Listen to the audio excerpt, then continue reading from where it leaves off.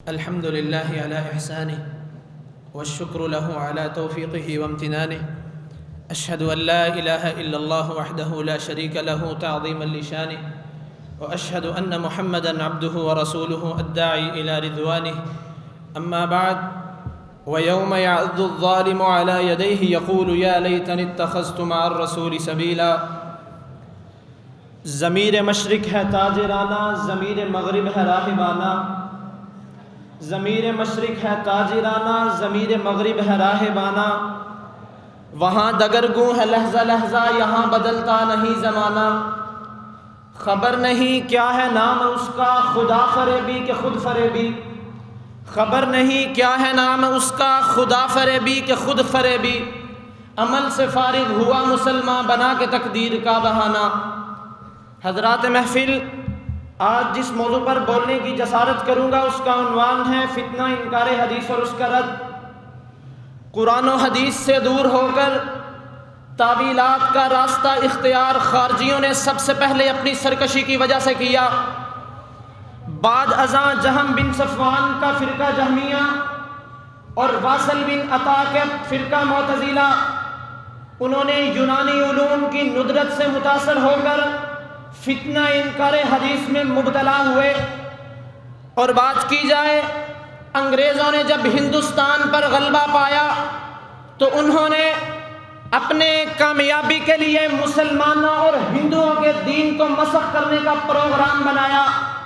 ہندوؤں کا دھرم انہیں بے ضرر نظر آیا، اس سے کوئی تعرض نہ کیا، مگر مسلمانوں کی دینی غیرت و حمیت اور جذبہ جہاد سے خوف محسوس کرنے لگے. انہوں نے جب اسلام سے مسلمانوں کو دور کرنے کے لیے اپنے اعلیٰ کار ڈھونڈے تو انہیں سر سید احمد خان اور مرزا غلام احمد قادیانی جیسے لوگ مل گئے. غلام احمد قادیانی نے نبوت کا دعویٰ کر کے اسلام میں نقب کرنے کی کوشش کی اور بر صغیر کے مسلمانوں نے اس کو حقارت سے مسترد کر دیا. اور بات کروں اس کے بعد سر سید احمد خان کی، تو اس نے قرآن و حدیث کے مسلمہ حقائق کو اپنی عجیب و غریب تعویلات سے مسخ کرنے کی مہم شروع کی.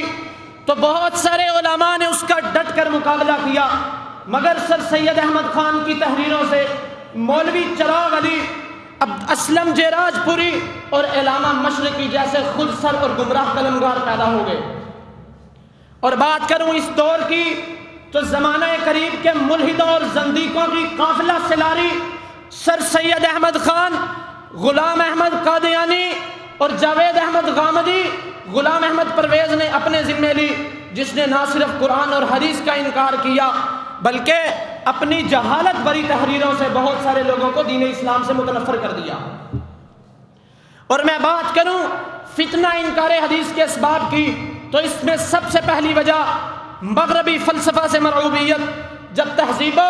جب مغربی تہذیب کے حاملین نے اسلام کی زبردست مقبولیت کو روکنے کے لیے فلسفہ سے مرعوب ہو کر جدید فلسفہ کے نام سے سنت و حدیث پر فکری حملے شروع کیے، تو اس وقت اپنے نادان، ہم میں سے کچھ نادان دوستوں نے اپنا ایمان اور یقین کھو دیا اور اسی فلسفہ سے مرعوب ہو کر قرآن و سنت کے کتنے ہی احکام و مسائل کو رد کر دیا.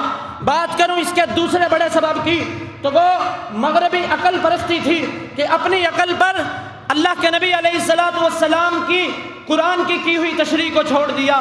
اور بات کروں تیسرے بڑے سبب کی تو وہ منصب رسالت سے بے اعتنائی تھی کہ قرآن حکیم نے اللہ کے نبی علیہ الصلوۃ والسلام کی ذات کو اسوہ حسنہ بنا کے پیش کیا، لیکن منکرین حدیث نے اللہ کے نبی کو اسوہ حسنہ بنانے کی بجائے اپنے نئے نئے افکار کی یلغار کا سہارا لیا اور انہوں نے تمام احادیث کا رد کر دیا. اور ان حالات میں اپنے نفس کو لگام دینے کی بجائے لوگوں نے یہ محاذ کھول دیا کہ نعوذ باللہ تمام کا تمام ذخیرہ احادیث من گھڑت اور بے دلیل ہے. حضرات، اس پرفتن سائنسی دور میں ہمیں نت نئے مسائل سے دوچار ہونا پڑتا ہے اور اس کا حل صرف اور صرف قرآن سے واقفیت، ذخیرہ احادیث کے مکمل عبور پر موقوف ہے. اور میں واضح کرتا چلوں کہ اسی کے ساتھ ساتھ قرآن و حدیث کی نصوص سے استخراج و استنباط کی مہارت بھی انتہائی ضروری ہے. اور بات کی جائے وقت کی قلت کے باعث صرف ایک شبے کا ازالہ کروں گا. کہ انہوں نے فتنہ انکار حدیث کے لیے سب سے اہم جو نقطہ تلاش کیا وہ صرف اور صرف قرآن کا تھا، کہ صرف اور صرف قرآن کافی ہے، اس کے علاوہ کسی حدیث کی ضرورت نہیں۔ ثبوت کے طور پر تبیانا لکل شیء و تفصیلا لکل شیء والی آیات پیش کی گئی۔ میں سوال کرتا ہوں، ہاں اس بات میں کوئی شک نہیں کہ قرآن ہر چیز کی وضاحت کرتا ہے، قرآن ہر چیز کا حکم دیتا ہے۔ آئیے قرآن سے ہی پوچھتے ہیں کہ یہ وضاحت کس طرح اور کس کے ذریعے کرتا ہے۔ قرآن کہتا ہے وَأَنزَلْنَا إِلَيْكَ الذِّكْرَ لِتُبَيِّنَ لِلنَّاسِ مَا نُزِّلَ إِلَيْهِمْ وَلَعَلَّهُمْ يَتَفَكَّرُونَ۔ اے نبی اس مسئلے کی، اس قرآن کی وضاحت کر دیجئے جو لوگوں کی طرف اتار دیا گیا ہے۔ قرآن خود بتا رہا ہے کہ میں اللہ کے نبی علیہ الصلوۃ والسلام کی ذات ہے جو میری وضاحت کرتی ہے، اور پھر بھی اگر کوئی نہ مانے تو یہ اسی کا حال ہے۔ مگر افسوس ان دانشوروں پر، افسوس ان دانشوروں پر جو انسان کو بندر کی اولاد ٹھہرانے والے نابغوں اور بوسیدہ ہڈیوں کی بوچھار پر لکھی گئی مصنفین، یورپی مصنفین کی کتابوں پر تو فوراً ایمان لے آتے ہیں، لیکن اللہ کے نبی علیہ الصلوۃ والسلام کی سیرت، اللہ کے نبی علیہ الصلوۃ والسلام کی حدیث جو سورج سے زیادہ روشن ہے اس کا انکار کرتے ہیں۔ اس کماس کے لوگ امت مسلمہ کے لیے ہمیشہ آزمائش کا باعث بنے ہیں۔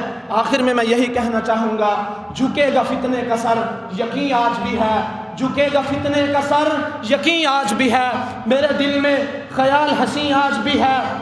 بہت ہوائیں چلی میرے دین بدلنے کو، بہت ہوائیں چلی میرے دین بدلنے کو، میری نگاہ میں اسوہ نبوی آج بھی ہے۔ وآخر دعوانا الحمدللہ رب العالمین۔